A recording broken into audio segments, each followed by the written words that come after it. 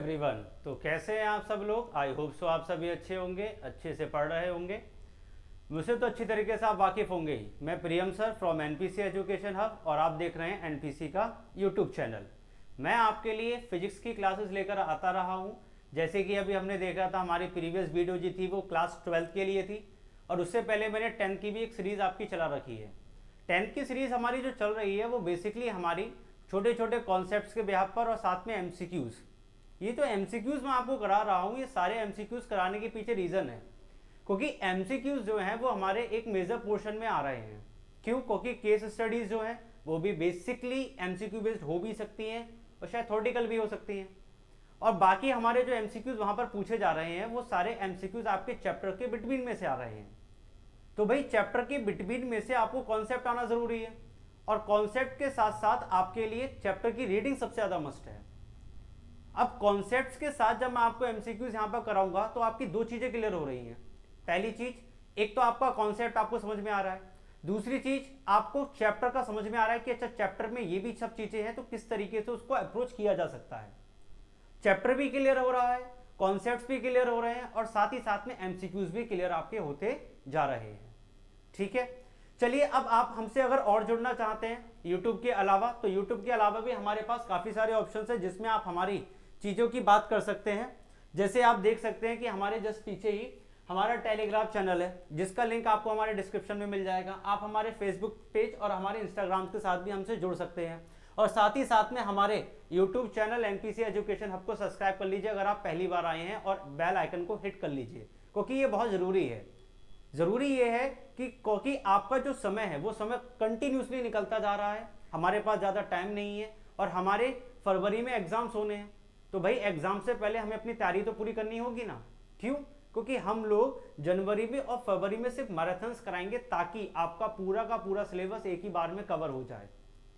अब ये सब सारी चीज़ें कवर तो तब होंगी ना जब छोटी छोटी चीज़ें आप ऑलरेडी सब कुछ समझ चुके होंगे, क्योंकि जब सारी चीज़ों को मैं कंबाइन करूंगा और आपके सामने ला के रखूंगा तो आप सारी चीज़ों से अच्छी तरीके से वाकिफ होने चाहिए। आप वाकिफ होंगे तभी तो पढ़ने में इंटरेस्ट आएगा और अच्छे मार्क्स स्कोर कर पाएंगे। हमारा देखिए मेन मोटिव बस इतना ही है कि आपका सिलेक्शन हमें कराना है किसमें, आपके आने वाले कंपटीशन में। अगर आप चाहते हैं कि आप जैसे फॉर एन एग्जांपल आप सोचना चाहते हैं कि भाई मैं नीट में या फिर जेईई में अपेयर होना चाहता हूं, तो अगर आप नीट और जेईई में अपेयर होना चाहते हैं तो उसकी भैया शुरुआत तो स्टार्ट यहां से ही होगी, क्योंकि 10th के बाद आप जो 11th और 12th में जो आप तैयारी करने जाते हैं, 11th और 12th में आप जो तैयारी करने जाते हैं जी, वो तैयारी कहाँ से हो रही है? वो इनकी तैयारी हो रही है। अब आपका 10th अगर मजबूत बनेगा तभी तो आगे के सब्जेक्ट्स, आगे की आपकी तैयारी मजबूत होती जाएगी। तो वो जो विजन है, जो सेटअप है आपका यहाँ का, वो सेटअप आज से ही शुरुआत किया जाएगा, तब जाकर 11th-12th अच्छी अप्रोच के साथ आप चीजें कर पाएंगे। ठीक है, तो चलिए इसी के साथ हम लोग आगे बढ़ते हैं और आज देखते हैं कि आज का टॉपिक हम क्या उठाने वाले हैं। तो जो आज का टॉपिक हमारा है वो टॉपिक है हमारे पास the human eye and the colourful world. मैं आज बात करूंगा आपसे ह्यूमन आई और कलरफुल वर्ल्ड की। अगर मैं इसको ध्यान से देखूं भाई, इस चैप्टर को देखूं, तो चैप्टर जो है वो 10th क्लास का है। ठीक है, ये जो चैप्टर मेरे पीछे है ये चैप्टर कौन से क्लास का? ये 10th क्लास का चैप्टर है। लेकिन यहां से जो क्वेश्चंस हैं क्लास 8th में भी आपका, क्लास 8th में भी आपका ह्यूमन आई नाम का टॉपिक है, वहां पे भी क्वेश्चंस बनते हैं। वो क्वेश्चन भी मैं इसी वीडियो में करवाऊंगा, इसी कॉन्सेप्ट में करवाऊंगा। तो ये 8th क्लास वालों के लिए भी बहुत इंपॉर्टेंट हो गया। साथ ही साथ में 10th क्लास की तो मेन मैंने वीडियो बनाई है 10th क्लास के लिए, तो ये 10th क्लास वालों के लिए भी बहुत ज्यादा जरूरी हो गया। और साथ ही साथ में क्लास 12th में, क्लास 12th में ऑप्टिक्स में हमें कुछ यहाँ से चीजें देखने के लिए मिलती हैं। हालांकि ये थोड़ा सा कट हो जाता है पोर्शन हमारा यहाँ से, लेकिन जो डिस्पर्जन वाले क्वेश्चन है, डिस्पर्जन ऑफ लाइट वाले क्वेश्चन है, वो यहीं से होके गुजरेंगे जी। ठीक है, तो ह्यूमन आई वाला अगर पोर्शन में छोड़ दूं और कलरफुल वाला अगर छोड़ दूं तो ये दोनों ही टॉपिक हमारे ऑप्टिक्स नाम के चैप्टर में इंक्लूड होते हैं क्लास 12th में, जबकि 10th में ये हमारा पूरा का पूरा आ रहा है और क्लास 8th में भी आपको ह्यूमन आई पूरा देखने के लिए मिलेगा। ठीक, तो तीनों ही क्लासेस के लिए ये चैप्टर हमारा बहुत ही ज्यादा महत्वपूर्ण हो जाता है और हमें ये तीनों क्लासेस के हिसाब से ही इसको बहुत अच्छी तरीके से प्रिपेयर करना है, बहुत अच्छी तरीके से इसको पढ़ना है। ठीक है, तो चलिए आज हम बढ़ते हैं अपने कॉन्सेप्ट बेस्ड एमसीक्यूज की तरफ। चलिए पहला एमसीक्यूज आपके लिए मैंने लिया है। देखिए पहला एमसीक्यू हमारा है क्या, उस पर बात करते हैं। उससे पहले मैं आपको एक बात बता दूं, सारे एमसीक्यूज में जितनी भी चीजें आपकी होंगी, जितने कॉन्सेप्ट आपके होंगे, वो सारे कॉन्सेप्ट मैं आपको बताता हुआ चलूंगा। तो इसलिए चैनल को लाइक और सब्सक्राइब कर लीजिए, ये सबसे ज्यादा जरूरी है। क्यों? क्योंकि जैसे ही हमारी वीडियो आएगी आपको तुरंत नोटिफिकेशन मिल जाएगा और आप ज्यादा से ज्यादा नॉलेज एक्वायर कर पाएंगे। चलिए पहला क्वेश्चन देख लेते हैं। पहला क्वेश्चन हमसे बोलता है the image formed by retina on human I. Image का फॉर्मेशन रेटिना पर होता है तो वो इमेज कैसी बनती है? अब इमेज कैसी बनेगी भैया? ऑब्जेक्ट जो है वो हमें दिख रहा है, ये रही भैया हमारी आंख, ये रहा हमारा लेंस। ऑब्जेक्ट से जैसी ही रोशनी भैया हमारी आंखों में जाती है, यहां पर जाकर हमारी कन्वर्ज हो जाती है। ये वाला जो आपका पॉइंट है, ये वाला, ये पॉइंट क्या कहलाता है? ये कहलाता है रेटिना।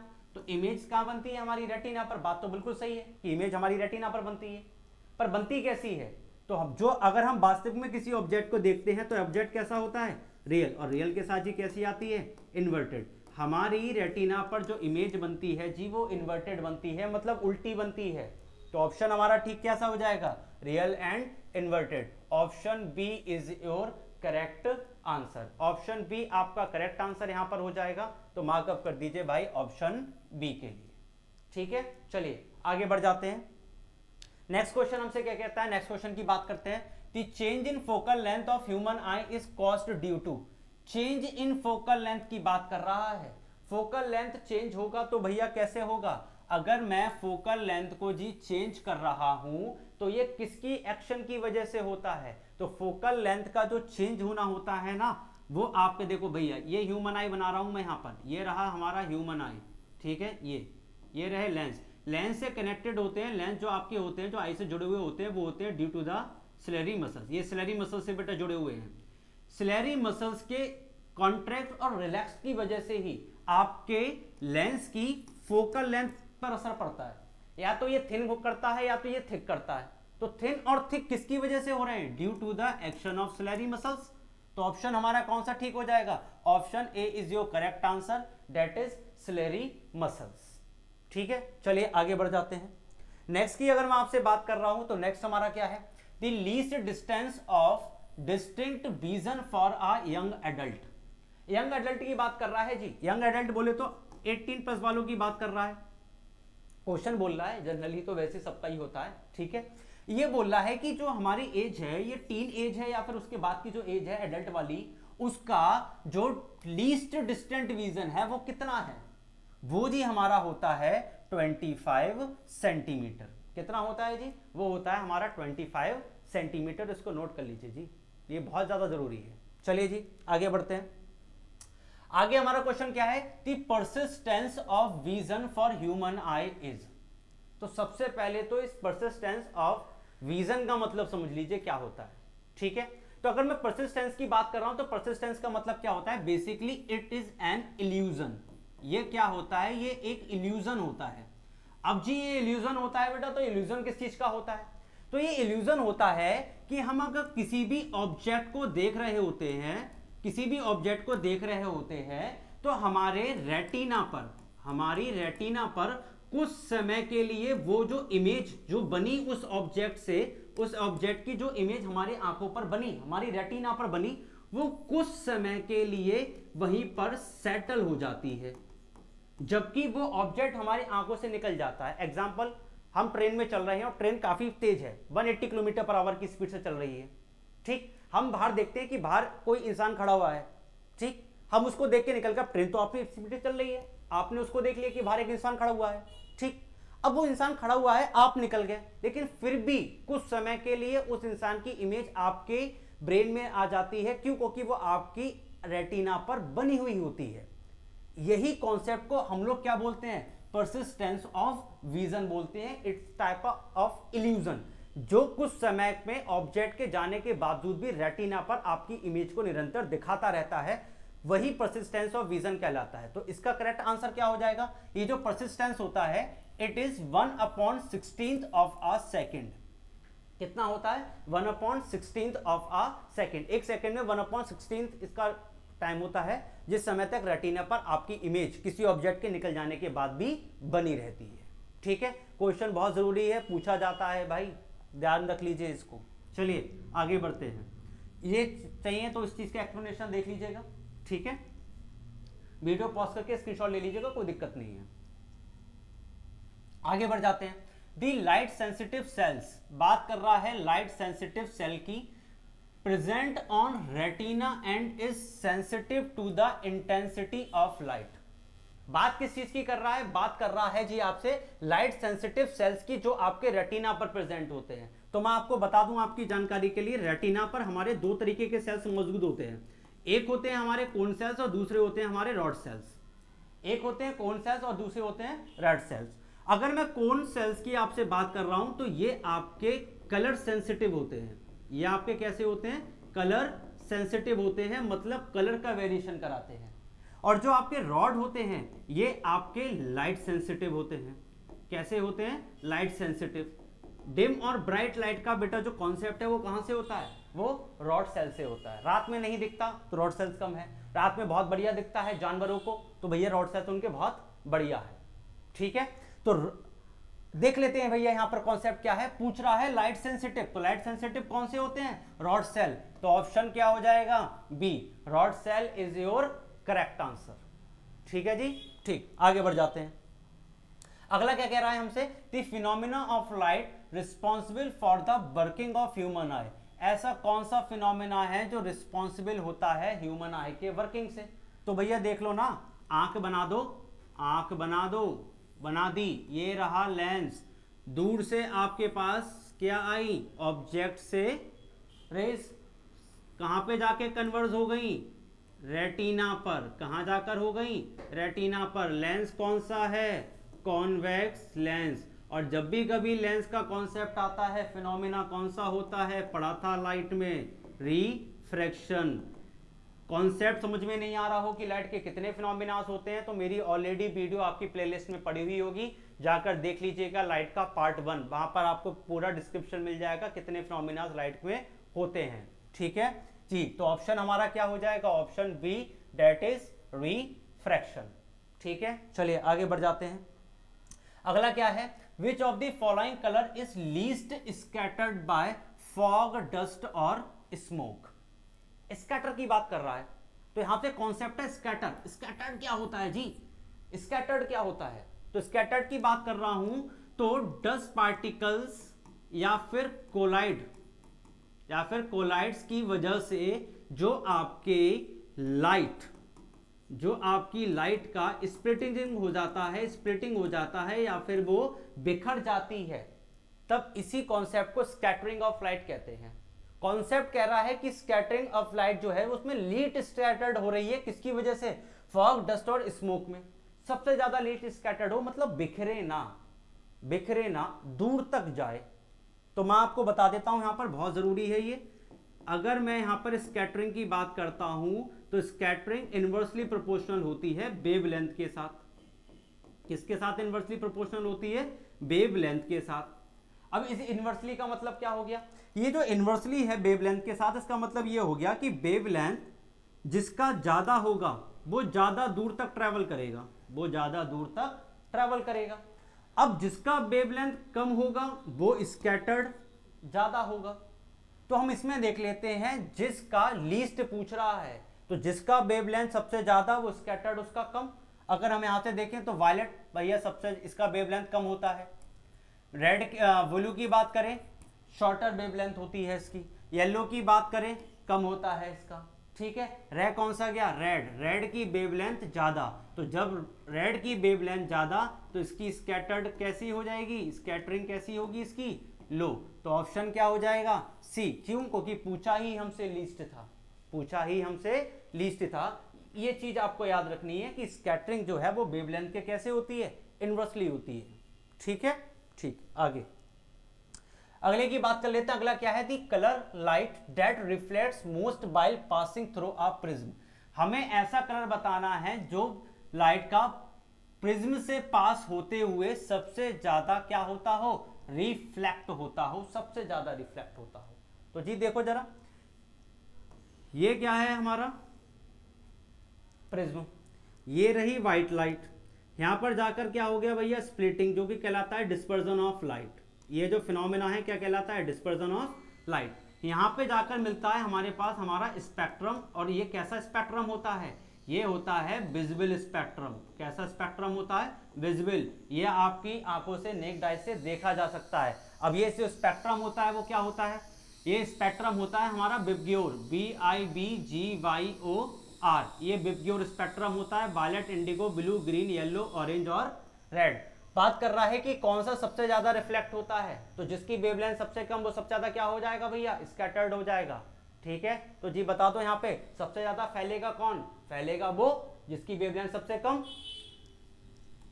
ऊपर से नीचे आने में, जब हम ऊपर से नीचे आते हैं, ऊपर से कहां आते हैं हम, नीचे, तो ऊपर से नीचे आने में वेवलेंथ होती है हाई। और फ्रीक्वेंसी की बात करूं तो ऊपर से नीचे आने पर फ्रीक्वेंसी होती है लो। तो इसका मतलब वायलेट कलर की वेवलेंथ हो गई सबसे कम। अब जब वेवलेंथ सबसे कम तो फैलना सबसे ज्यादा। फैला दो भैया, जब फैलना चाह रहा है तो, जब फैलना चाहेगा तो भैया ऑप्शन क्या हो जाएगा, option B is your correct answer, that is violet. फैला है तो फैला दो भाई, छोड़ो मत अब इसको फैलाने से। चलिए जी अगला, the amount of light entering the I is controlled by. बहुत ही ज्यादा इंपॉर्टेंट क्वेश्चन है, बच्चा सबसे ज्यादा यही अटकता है। अगर ये क्वेश्चन मैं भी पूछूं ना जनरल में, तो मैं आपको गारंटी ले सकता हूं 70 to 80% बच्चा जिसमें जो ऑप्शन मारेगा वो गलत मारेगा। ठीक है, क्यों मारेगा, जब हम ह्यूमन आई पढ़ते हैं तो ह्यूमन आई में हमको एक बात बताई जाती है, क्या बताई जाती है कि जो प्यूपिल होता है वो लाइट सेंसिटिव होता है, मतलब लाइट को देखते हुए, ठीक है, वो अपने आप को एडजस्ट करता है। एडजस्ट कौन करता है, वो आइरस करता है। मतलब प्यूपिल जो एडजस्ट कर रहा है, ठीक है, जो एडजस्ट कर रहा है अपने आप को, ये जो आप अपनी आईज में आप जो होलो पार्ट देखते हैं ना, डेट इज प्यूपिल, ये एडजस्ट होता है डिम और ब्राइट लाइट की वजह से। ये एडजस्ट हो रहा है किसकी वजह से, आइरस की वजह से, आइरस इसको एडजस्ट करता है। तो अगर क्वेश्चन में आपसे पूछे ना, क्वेश्चन में आपसे क्या पूछे, the amount of light entering the I is controlled by, अब कंट्रोल के साथ बाय ना बोले, वो क्या बोले, कंट्रोल्ड बाय, क्या बोल दे, बाय एडजस्टिंग ह्यूमन आई। ये जब शब्द जोड़े ना कि amount of light entering the I is controlled by adjusting human आई, मतलब आंख का साइज को एडजस्ट करे, आंख के साइज को एडजस्ट करे, वो बताओ कौन है। तब ऑप्शन क्या जाएगा, तब ऑप्शन जाएगा आइरस। ऐसे केस में हमारा जो ऑप्शन होगा वो ऑप्शन हमारा कौन सा ठीक होगा, वो ऑप्शन हमारा ठीक होगा जी आइरस। लेकिन क्वेश्चन ने तो भैया हमसे बस यहां तक पूछा, क्वेश्चन ने हमसे यहां तक पूछा। जब क्वेश्चन हमसे यहां तक पूछ रहा है तो आंसर भी तो यहां तक के देना है। इनने क्या बोल दिया कि लाइट जो है वो एंटर कर रही है आंख में, वो किसके थ्रू कंट्रोल होगी, जो सिमट रहा है और फैल रहा है। तो सिमटना फैलना किसका हो रहा है, प्यूपिल का हो रहा है। तो आंसर भी हमारा ठीक कौन सा होगा जी, प्यूपिल हमारा आंसर ठीक होगा, ना कि आइरस। ठीक है, size of human eye controlled होता है आइरस से। अगर बोल दे controlled by adjusting eye ball या साइज ऑफ आई बॉल, तब आंसर क्या जाएगा, आइरस, अन्यथा आंसर नहीं होगा आइरस। ठीक है जी, ठीक, चलिए आगे बढ़ जाओ। अगला क्या है, the part of the I which reflects light entering the I from external object. किसी बाहरी ऑब्जेक्ट से आने वाली लाइट रिफ्लेक्टेड होती है, वो एंटर करती है किसके थ्रू, किसके थ्रू एंटर करती है जी, एंटर लेंस के थ्रू। नहीं भैया, लेंस में तो पहुंचाई जाती है तभी तो होगी। आइरस भैया एडजस्टिंग करने का काम कर रहा है, प्यूपिल, प्यूपिल से एंटर करती है, लेकिन किसकी वजह से, कॉर्निया, किसकी वजह से, cornea. Cornea is the most important part. अब कहोगे कॉर्निया काहे है, कॉर्निया काहे है भाई, कॉर्निया हैगा, काहे हैगा, देख लो भैया 80% जो लाइट एक्सटर्नल ऑब्जेक्ट से ह्यूमन आई पर पड़ती है, 80% लाइट रिफ्लेक्ट होती है कॉर्निया से। किससे होती है, कॉर्निया। बाकी का जो 20% बचा वो होती है आपके ह्यूमन लेंस से, या आपके आई लेंस से, सॉरी। 80% कहां से हो रही है, कॉर्निया से, 20% हो रही है लेंस से। यहां से तो एंटर कर गया ना जी, प्यूपिल से तो एंटर करा, क्वेश्चन में है रिफ्रैक्ट कहां से कर रहा है, तो रिफ्रैक्ट करने का क्या है, लेंस है जी, तो लेंस से नहीं करेगी। अब आप कहोगे मास्टर पागल हो गया, उन्होंने लेंस यहां पे काट दिया। भैया काटूंगा, क्यों काटूंगा, लेंस से सिर्फ 20% हो रही है, कॉर्निया से 80% हो रही है। मेजॉरिटी किसकी, मेजॉरिटी किसकी, जिसके हक में ज्यादा चीज है, तो भैया cornea is your right answer. Lens कभी मार के मत आना, गड़बड़ हो जाएगा। और प्यूपिल नहीं मानना है, प्यूपिल से एंटर हो रही है, प्यूपिल से क्या हो रही है, एंटर। रिफ्रैक्ट कहां से होती है, लेंस और कॉर्निया से। और आपको पता है ह्यूमन आई का डोनेटिंग पार्ट भी क्या है, आपका कॉर्निया है। ये नहीं है आंख निकाल के बाहर रख दी बोले होगी डोनेशन, डोनेशन पूरे आई बॉल की नहीं होती है, किसकी होती है, सिर्फ कॉर्निया की होती है। ठीक है, चलिए आगे बढ़ते हैं जी। अगला क्वेश्चन क्या कह रहा है हमसे, अगला क्वेश्चन हमसे कहता है the variation of focal length to form a sharp image on the retina. जो वेरिएशंस आते हैं फोकल लेंथ पे जब हम शार्प इमेज बना रहे होते हैं, किस पे, रेटिना पर, ये कॉन्सेप्ट क्या कहलाता है, ये कॉन्सेप्ट कहलाता है एकोमोडेशन ऑफ आई। ये क्या कहलाता है, कॉन्सेप्ट एकोमोडेशन ऑफ आई। भैया डेफिनेशन ही है तो उसको समझाऊंगा क्या। फोकल लेंथ का जो वेरिएशन है, वेरिएशन का मतलब जो थिन और थिक हो रहा है, जिसकी वजह से दिक्कतें आती हैं, डिसीज पैदा होती हैं, वो जो है कॉन्सेप्ट वो क्या कहलाता है, वो एकोमोडेशन ऑफ आई कहलाता है। ठीक है जी, चलिए आगे बढ़ जाते हैं। In human I image is formed, image कहां बनती है, चिक चिक के बताता आया हूं भैया। ये रही ह्यूमन आई, ये रहा लेंस, बाहर से आ गई रेज, कहां पर आके मिल गई, इस वाले पॉइंट पर। पॉइंट क्या कहलाता है, रेटिना। पॉइंट क्या कहलाता है, रेटिना। तो इमेज भी कहां बनेगी, ऑन रेटिना, इमेज भी कहां बनेगी, रेटिना पर। बाकी ये जो रह गए भैया ये आ जाते हैं दिक्कत में। दिक्कत कैसे, जिनकी आंखें खराब हो जाती हैं, जैसे मायोपिया या फिर हाइपरमेट्रोपिया। जो लोग हाइपरमेट्रोपिया या फिर मायोपिया से पीड़ित होते हैं, उनके केसों में ये दिक्कत आती है बिहाइंड द रेटिना वाली और in between lens and retina वाली। ठीक है जी, लेकिन एक नॉर्मल आई विजन के हिसाब से आपकी इमेज हमेशा कहां बननी है, ऑन रेटिना। अगर वो बोलता है जी कि आपकी मायोपिया हो गई है बंदे को, तब ऑप्शन यहां से बदल जाएगा, तब रेटिना नहीं आएगा। ठीक है, तब रेटिना नहीं आएगा। और अगर वो बोलते हाइपरमेट्रोपिया के हिसाब से बता, तो तब भी रेटिना नहीं आएगा। लेकिन अगर नॉर्मल आई है तो बेटा क्या आएगा, तो सिर्फ रेटिना आएगा। ठीक है, चलिए आगे बढ़ जाते हैं। अगला हमसे क्या पूछ रहा है, the muscular diaphragm that controls the size of प्यूपिल। हाँ जी सर, इसका आंसर मैं आपसे जानना चाहूंगा, इसका आंसर मैं आपसे जानना चाहूंगा। चलिए जी बताइए जरा, इसका आंसर मेरे को क्या होगा।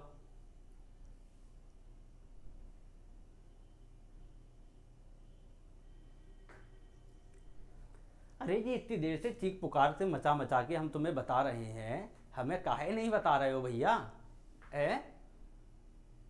अब बताना पड़ेगा। Cornea, प्यूपिल, steady muscles, iris, retina कहाँ कहाँ होते हैं, बता दें। चलो बता दे रहे हैं भैया, हम तो यहाँ पे बताने के लिए खड़े हैं। आप पूछो तो भैया हमसे, आप पूछो हमसे जी। चलो जी पूछो पूछो। चलो देखो, अब पूछने के लिए भैया कमेंट करने पड़ते हैं, आप कमेंट ही नहीं करते हो हमारे लिए। कमेंट किया करो, पता लगा करेगा। जो जिस चीज का डाउट है कमेंट में डाल दिया करो, जल्दी ही उस पर वीडियो बनेगी। ठीक है जी, चलिए ये रहा आई बॉल, ये रहा लेंस, सही है। ये बना दिए जी हमने सिलेरी मसल्स, ये बना दिए जी हमने सिलेरी मसल्स, बन गया सिलेरी मसल्स। ठीक है जी, यहां से क्या आती है भैया, बाहर से आती है रेस। अब ये जो है ये है हमारा लेंस, ये है हमारा लेंस, ये है हमारा भैया आइरस। ठीक है, अब इससे पहले हमारा भैया, अब भैया यहीं पे तो हमें प्यूपल बनाना पड़ेगा एडजस्टिंग। अब आंख तो ऐसे नहीं दिखा सकता भैया मैं आपके लिए, है ना, कि भैया ये देखो प्यूपल है, घट बढ़ रहा है। ठीक है, यहाँ पे हमें क्या दिखाना पड़ेगा, आपका प्यूपल। ठीक, ये कुछ के ये जो होते हैं आइरस, कुछ के जो आइरस होते हैं, ठीक है, ये आइरस कैसे होते हैं, कुछ के रेड हो गए, सॉरी ब्लू हो गए, कुछ के ग्रीन हो गए, कुछ के नॉर्मल हमारे ब्लैक और ब्राउन होते हैं। तो ये जो आइरस है उसके कलर बदलते रहते हैं, और जो प्यूपिल है वो एडजस्ट होता रहता है। वो होलो जो स्पेस अंदर दिख रहा है आपको, ब्लैक कलर का जो दिख रहा है, वो आपका क्या होता है, वो प्यूपिल होता है। ये क्या है, आपका लेंस है। ठीक है, इस लेंस के आगे हमारे यहाँ पे क्या होता है, आगे यहाँ पे हमारे यहाँ पे लेंस पे आगे क्या होता है, यहाँ पर होता है हमारा एक्वस ह्यूमर। क्या होता है, ह्यूमर होता है एक्वस ह्यूमर। इसके आगे क्या होता है हमारा एक्वस ह्यूमर होता है, ठीक है। ये रेगुलेट करता है ये चीजें, ये फ्लूइडी मटेरियल होता है जेली टाइप का, ये रेगुलेट करता है आपके विजन को, आपके आईज में जो रेज आ रही हैं उनको, कि ताकि कोई कूड़ा कचरा आपकी आंखों में ना भर जाए, ठीक है। अब इनके अकॉर्डिंग अगर मैं आपसे देखूं तो भैया देखो ना जरा, ये सॉरी ये रहा सिलेरी मसल्स, इसके अलावा तो और कुछ नहीं बोल रहा। ये रहा आपका रेटिना, ये रहे ऑप्शंस। अब क्या बोल रहा है, मस्कुलर डायफ्राम, रेटिना पीछे गया तो रेटिना तो हो गया खत्म, रेटिना तो हो गया खत्म, फिनिश। सिलेरी मसल्स लेंस को होल्ड करी हुई हैं, ऑप्शन हो गया भैया ये भी खत्म। रह गए कॉर्निया और आइरस। कॉर्निया क्या होता है, कॉर्निया आपका ये जो आपका जो बाहर का हिस्सा होता है ये क्या कहलाता है आपका, ये कॉर्निया कहलाता है। ये क्या कहलाता है आपका, कॉर्निया, ठीक है। देखो भैया कौन सा होगा इसके अंदर ऑप्शन आपका, अरे जी कॉर्निया आपका इसका करेक्ट आंसर होगा। क्यों होगा, बोल रहा है मस्कुलर डायफ्राम है जो कंट्रोल करेगा साइज ऑफ द प्यूपिल को, ठीक है। सॉरी कॉर्निया नहीं जी, आइरस आपका इसका करेक्ट आंसर होगा, कॉर्निया इसका करेक्ट आंसर आपका नहीं होगा, क्योंकि कॉर्निया जो है, कॉर्निया तो आपका बाहर का है।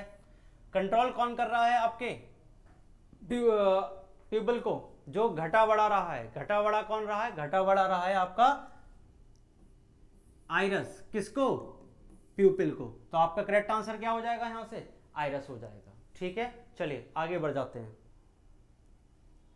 अगला क्या है, हैविंग टू आइज फैसिलिटेज इन,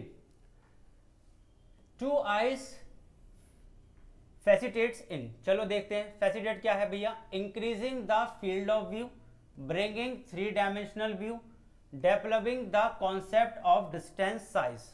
चलिए भैया आंख के कार्य देख लेते हैं, आंख के कार्य देख लेते हैं। कार्य क्या है आंख के, increasing the field of view, भैया फील्ड ऑफ व्यू को इंक्रीज करना आंख कर सकती है बाय एडजस्टिंग फोकल लेंथ। यहाँ पे फोकल लेंथ को एडजस्ट करा दो अपने आई के लेंस के, सब काम हो जाएगा। ब्रिंगिंग 3 डायमेंशनल व्यू, अरे भैया पूरा पूरा 360 डिग्री दिखाती है आंख हमारी, ठीक है। Developing the concept of distance और साइज, डिस्टेंस और साइज, छोटा बड़ा सब नजर आता है जी, आंखों के व्यू से देखो, ठीक है, सब नजर आता है। इसका मतलब तीनों ही हमारे सही हो गए, ठीक। तो ऑप्शन क्या हो जाएगा हमारा, D is your correct answer, ठीक है जी। चलिए आगे बढ़ जाते हैं, आगे बढ़ जाते हैं। तो क्या है, the black opening between the aqueous humour and the lens, aqueous humour और लेंस के बीच का जो ब्लैक ओपनिंग जो है, जो होलो है, जो मैंने आपको बताया काला, इतनी देर से बता रहा था पीछे, देखो ये जो पीछे मैंने बोला था यहाँ पे, ये ब्लैक कलर का जो आइरस को एडजस्ट कर रहा है, आइरस जिसको एडजस्ट कर रहा है, वो क्या था, वो प्यूपिल था। और उसी की देखो यहाँ पे बात कर ली गई, क्या बात कर ली गई, एक्वस ह्यूमर और लेंस के बीच का। तो भैया ऑप्शन क्या हो जाएगा, आंख मूंद के मार देना जी, क्या हो जाएगा, प्यूपिल is your correct answer, option D, ठीक है जी। चलिए आगे बढ़ जाते हैं, थोड़ा पानी वानी पी ले हम, चलो पानी पी लेते तब तक क्वेश्चन देखो जरा तुम।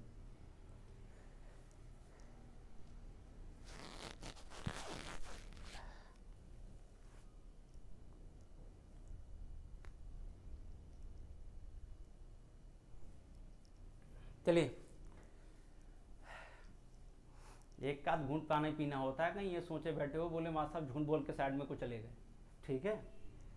अगला, the defect of vision in which person is able to see distant object distinctly and can not see near by object. हाँ जी, पूछना क्वेश्चन पूछ लिया जी, अब बीमारी लग गई आदमी को, कैसी, कह रहा है दूर का बहुत बढ़िया देख रहा है, सही है कतई दूर का, और जब पास की बात आ गई तब आदमी को दिख ही नहीं पा रहा है। तो जिसका दूर की निगाह अच्छी और पास की खराब, उसी को क्या बोलते हैं, फार साइटनेस। अब भैया फार का मतलब ही तो लॉन्ग होता है, तो लॉन्ग साइटनेस, और इस बीमारी को क्या कहते हैं, हाइपरमेट्रोपिया। तीनों ऑप्शन सही, तो ऑप्शन क्या सही हो जाएगा, all of these, option D is your correct answer. चलिए आगे बढ़ जाते हैं। अगला क्वेश्चन कहता है myopia and hypermetropia can be corrected bye, myopia hypermetropia किससे कनेक्ट होती है? तो मायोपिया के लिए जी चाहिए हमारे लिए कॉनकेव, क्या चाहिए? कॉनकेव, ये वाला लेंस चाहिए। और हाइपरमेट्रोपिया के लिए हमें चाहिए जी कॉन्वेक्स, कौन सा वाला? ये वाला, ठीक है जी, हमें चाहिए ये वाला। ऑप्शंस क्या है? Concave and plano convex. पहला ऑप्शन कहता है कॉनकेव, ये वाला लाओ, ये वाला, ऐसे वाला। और प्लेनो कॉन्वेक्स क्या कह रहा है? ये वाला। अरे भजी डायग्राम तो मैच ही ना हुआ, खत्म करो भैया इसकी कहानी को, ठीक है। कॉन्वेक्स एंड कॉनकेव, भैया गड़बड़ हो गया, उल्टा हो गया, ऑप्शन काट दो, ठीक है। प्लेनो कॉनकेव कह रहा है ऐसे करके दोनों के लिए। भैया ये कौन सा है? ये कौन सा लेंस है भैया? ये तो है ही नहीं जो वहां बने हुए हैं। वहां बना हुआ कौन सा है? Concave and convex. तो option B is your correct answer. Myopia आपकी कनेक्टेड होती है by using a concave lens और हाइपरमेट्रोपिया आपकी कनेक्टेड होती है by using a convex lens. चलिए अगले क्वेश्चन की तरफ बढ़ जाते हैं। अगला क्वेश्चन क्या है? Bifocal lens are required to correct. Bifocal lens आपके जरूरत पड़ती है किसको सही करने के लिए? तो ये सही करने को पड़ती है आपकी एस्टिमेटिज्म। अरे जी एस्टिमेटिज्म, ये वो बीमारी है जी जिस बीमारी के अंदर आदमी को हॉरिजॉन्टल और वर्टिकल लाइनों के बीच में जी, ये आपकी वर्टिकल लाइंस, ये आपकी वर्टिकल लाइंस, ये आपकी हॉरिजॉन्टल लाइंस, इसको ग्राइड पैटर्न में बना देता हूं जी मैं आपके लिए, ठीक है। आदमी को पता ही नहीं चले कौन सी हॉरिजॉन्टल कौन सी वर्टिकल। ऐसे बीमारी को, ऐसे इंसान को बीमारी होती है एस्टिमेटिज्म की भैया, ठीक है। जिसके लिए, जिसको सही करने के लिए इस्तेमाल किए जाते हैं सिलेंड्रिकल लेंसेज। कौन से लेंसेज? सिलेंड्रिकल। पूछ रहा है हमसे बाइफोकल, तो पहले वाले का तो खेल ही खत्म, पहले वाले का तो खेल ही खत्म। दूसरा कोमा। कोमा भैया एक स्टेज होती है इंसान की अनकॉन्शियसनेस की, इसमें इंसान आपका अनकॉन्शियसनेस में चला जाता है, इलनेस में चला जाता है, जिसमें सुधि नहीं रहती आदमी को है कहां पर। तो भैया उसमें लेंस का क्या काम? आदमी को जब सुधि नहीं है, देख नहीं पा रहा, तो भैया चश्मा लगा के क्या घूमने जाएगा? नहीं। मायोपिया पीछे ही बताया था कॉनकेव से होती है, रह कौन सा गया? फ्रेश बायोपिया। ऑप्शन चौथा कैसा हो जाएगा आपका? करेक्ट हो जाएगा। सही है जी। चलिए आगे बढ़ जाते हैं, अगली जानकारी देख लेते हैं भैया। अगला क्वेश्चन हमसे क्या कह रहा है कि when white light enters a prism, जब व्हाइट लाइट प्रिज्म में एंटर करती है वो स्प्लिट हो जाती है कॉन्स्टिट्यूएंट कलर्स में। This is due to,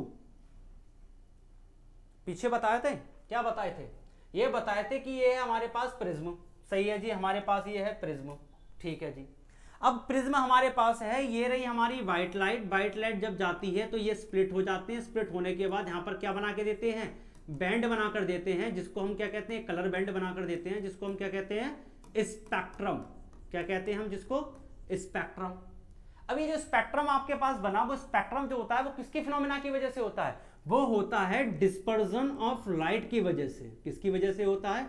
dispersion of light की वजह से। ऑप्शन है? ऑप्शन है? नहीं है, तो अब ये तो खेल खत्म।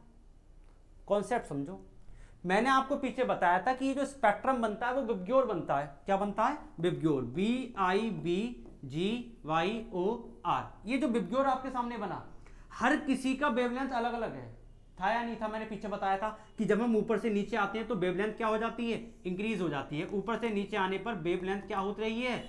इंक्रीज हो रही है, जब आप ऊपर से नीचे की तरफ आ रहे हैं। अब जब वेवलेंथ इंक्रीज हो रही है तो हर किसी की वेवलेंथ हो गई अलग अलग। अब जब हर किसी की वेवलेंथ अलग अलग, तो भैया इन सबको भी क्या चाहिए? इन सबके रिफ्रैक्टिव इंडेक्स भी कैसे हो गए? अलग अलग, ठीक है। हर किसी के रिफ्रैक्टिव इंडेक्स अलग अलग, हर किसी की वेवलेंथ अलग अलग। इसी वजह से इन सबकी स्कैटरिंग भी कैसी हो गई? अलग अलग। इन सबकी स्प्लिटिंग भी कैसी हो गई? अलग अलग। तो जी देख लेते हैं ऑप्शन क्या मैच करेगा।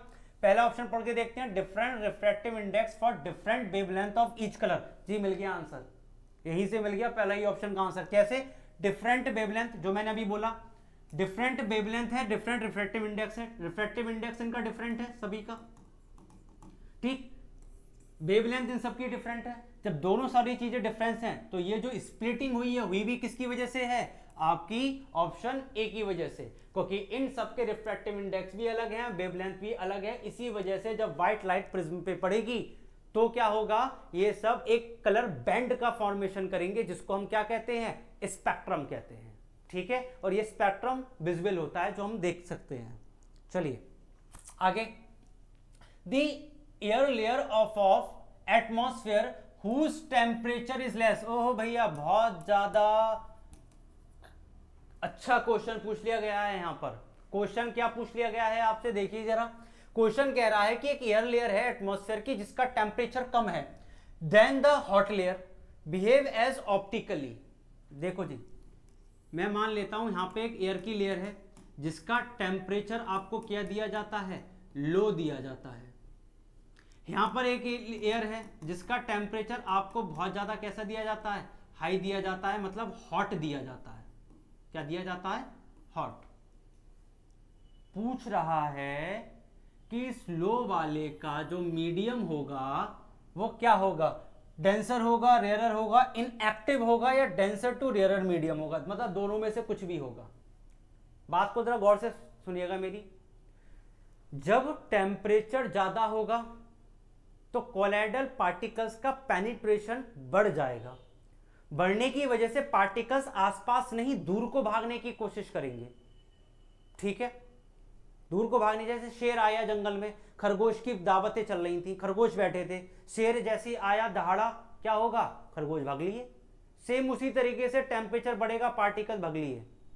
और जब टेम्परेचर लो, पार्टिकल्स करीब आएंगे, कंडेंस्ड होंगे, और जब पार्टिकल करीब करीब होंगे तो क्या होगा, स्कैटरिंग ज्यादा होगा लाइट का, जिसके कारण से उसका रिफ्रैक्टिव इंडेक्स कैसा हो जाएगा, डेंसर हो जाएगा।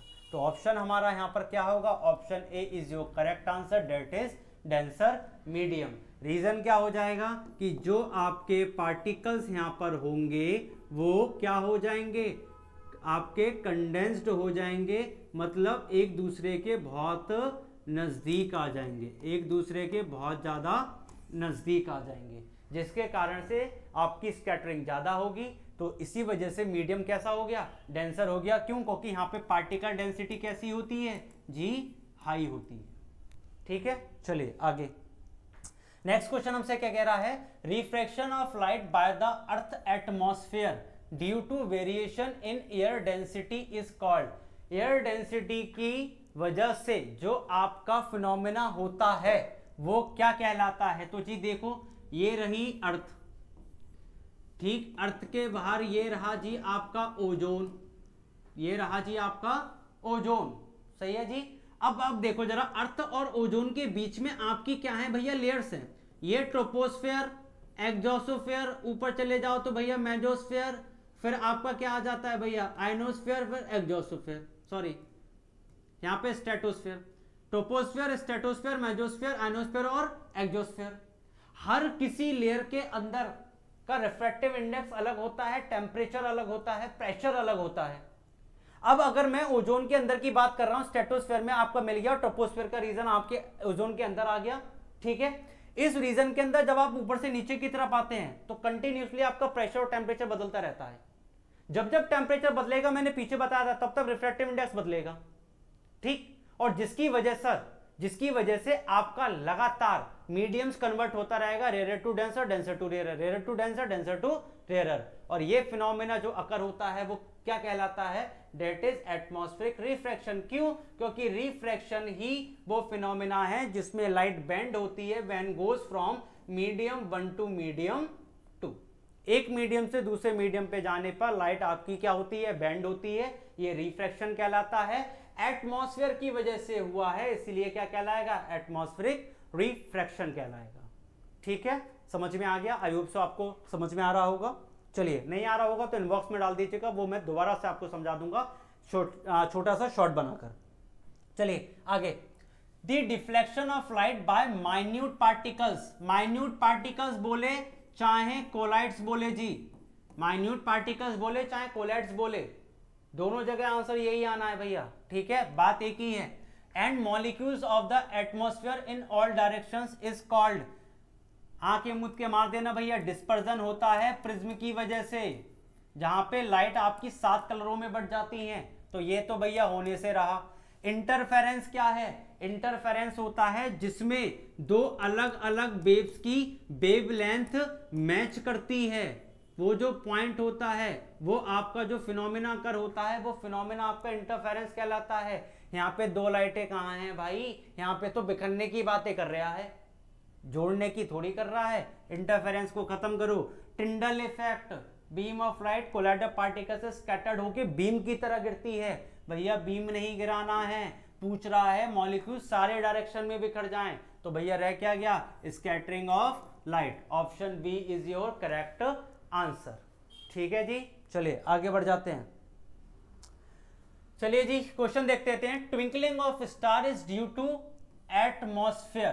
ट्विंकलिंग ऑफ स्टार एटमॉस्फेयर की वजह से होता है, किस कारण की वजह से होता है? ऑप्शंस को देखते हुए मुझे कारण याद आ गया कि कारण आपको मैं बता चुका हूं। क्या बता चुका हूं? कि ओजोन से लेकर अर्थ के सरफेस तक जहां आप रह रहे हैं भैया, वहां से लेकर टेम्परेचर निरंतर तौर पर आपका बदलता रहता है। कभी बढ़ गया, कभी घट गया, कभी बढ़ गया, कभी घट गया। क्यों भैया? लेयर्स बन जाती है ना, टोपोस्फेयर, स्ट्रेटोस्फेयर। ओजोन आपकी वहीं पर मौजूद है।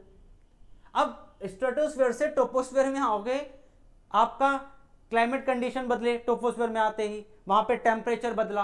अब टेम्परेचर के बदलते ही जी क्या हो जाएगा? रिफ्रैक्टिव इंडेक्स बदलता चला जाएगा। तो रिफ्रैक्टिव इंडेक्स बदला तो जब टेम्परेचर बदलेगा, तो टेम्परेचर बदलने से क्या होता है? बता रखा है, वहां से पार्टिकल डेंसिटी बदल जाता है। पार्टिकल डेंसिटी बदलेगा तो आपका स्टार ट्विंकल करता हुआ नजर आएगा। कैसा करता हुआ नजर आएगा? ट्विंकल। क्यों? मैं अभी सामने खड़ा हूं, फेस पे अपने ट्विल करना स्टार्ट कर दूं, अभी मत करना डांस कर रहा हूं, ठीक है? अब कर दूं, क्या होगा? कभी चेहरा दिखेगा ब्राइट, कभी नहीं दिखेगा, कभी दिखेगा, कभी नहीं दिखेगा। सेम उसी तरीके से यहां पर होता है। जब कोलाइड्स के पार्टिकल्स आपके एटमॉस्फेयर में ज्यादा मौजूद होते हैं, कहीं कम होते हैं, कहीं ज्यादा होते हैं, कहीं कम होते हैं, जिसकी वजह से क्या होता है? जिसकी वजह से लाइट कभी डार्क और कभी डिम हो जाती है, ठीक है? और इसी कारणवश आपके स्टार्स आपको कैसे नजर आते हैं? ट्विंकल करते हुए नजर आते हैं। तो ऑप्शन की तरफ देख लेते हैं। Dispersion of light by water droplets. अरे जी नहीं, रेनबो था थोड़ी बनाना है। Dispersion of light by different layers of varying refractive index. Option B is your correct answer. क्यों? रिफ्रैक्टिव इंडेक्स के बदलने से डिफरेंट लेयर्स के टेम्परेचर पे फर्क पड़ता है, और टेम्परेचर जब बदलता है तो पार्टिकल डेंसिटी बदल जाती है, जिसकी वजह से ट्विंकलिंग हो जाती है। ठीक है, तो option B is your correct answer. आगे बढ़ जाते हैं। अगला क्या है? अगला है डेंजर सिग्नल्स किससे बनाए जाते हैं भैया? जो टॉप बिल्डिंग पे रखे होते हैं। आंसर मिल गया होगा पीछे स्पेक्ट्रम से, है ना जी? तो फटाफट से बता दो कौन सा होगा। अरे ऐसे बेटा, चलो देखते हैं क्या होगा। वेवलेंथ की बात करता हूं तो वेवलेंथ की क्या होती है? रेड की वेवलेंथ सबसे ज्यादा, रेड की वेवलेंथ सबसे ज्यादा, और वायलेट की वेवलेंथ सबसे कम। अब जिसकी वेवलेंथ ज्यादा वो स्कैटर्ड कम होता है, जिसकी वेवलेंथ ज्यादा वो स्कैटर्ड कम होता है, क्योंकि इन्वर्सली का रिलेशन होता है, बताया था मैंने आपको। अब जब ये स्कैटर्ड का रिलेशन हमारा यहां पर होता है, ठीक, तो वेवलेंथ ज्यादा दूर तक जाएगी। अब ज्यादा दूर तक जाएगी तो इसका मतलब लीस्ट स्कैटर्ड हो रहा होगा। कैसा हो रहा होगा? Least scattered. जिस ऑप्शन में लीस्ट दिख जाए भैया मार दो। पहला is scattered the most, most आ गया, नहीं होगा। Is scattered the least by smoke और फॉग। ऑप्शन बी कैसा हो जाएगा? आपका करेक्ट आंसर हो जाएगा। तो ऑप्शन बी को मार्क कर दीजिए यहां से, क्योंकि लीस्ट आ गया। ठीक है जी, ठीक। चलिए, ये रहा हमारा आज का लास्ट क्वेश्चन। चलिए इसको भी कॉन्सेप्ट के बिहाफ पर सॉल्व करते हैं। क्या कह रहा है question? The focal length of the eye lens increases when eye muscles. कह रहा है फोकल लेंथ जो हमारी आई का है, जो हमारी आई का फोकल लेंस है, वो क्या हो रहा है? वो इंक्रीज हो रहा है। और ये इंक्रीज कब होता है? जब ये जो आपकी मौजूद है ना, ये स्लेरी मसल्स, इनकी वजह से होता है। जब स्लेरी मसल्स आपकी रिलैक्स्ड होती हैं, क्या होती हैं? रिलैक्स्ड, तब जो आपका लेंस है वो क्या हो जाता है? वो आपका थिन हो जाता है। और जब ये कंट्रास्ट करती हैं, तब ये क्या हो जाता है? थिक हो जाता है। क्या हो जाता है, थिक। तो ऑप्शन क्या हो जाएगा, पूछ रहा है इंक्रीज, इंक्रीज करने पर सिचुएशन क्या बताई थी, रिलैक्स की और थिन की। ऑप्शन देख लीजिए, रिलैक्स के साथ थिन, तो option A is your correct answer. यहां पर देखिए रिलैक्स्ड भी है लेकिन थिकर है, थिकर नहीं होता है, रिलैक्स के साथ क्या होता है, थिन होता है, इसलिए ऑप्शन क्या हो जाएगा आपका, ए इज योर करेक्ट आंसर। तो जी इसी के साथ चलिए मैं आपसे इजाजत लेता हूं, लेकिन वीडियो पे भाई आप बने रहें, चैनल को कंटिन्यूसली आप वॉच करते रहें और अपने फ्रेंड्स के साथ शेयर करते रहें, ताकि ज़्यादा से ज़्यादा लोग इस चीज़ का लाभ उठा पाएं, ज़्यादा से ज़्यादा लोग प्रॉफिट ले पाएं और अच्छी तरीके से अपनी स्टडी के साथ इन्वॉल्व रहें। तो चलिए इसी के साथ मैं आज खत्म करता हूं और हम मिलते हैं अपनी नेक्स्ट वीडियो में जल्द ही आपके साथ।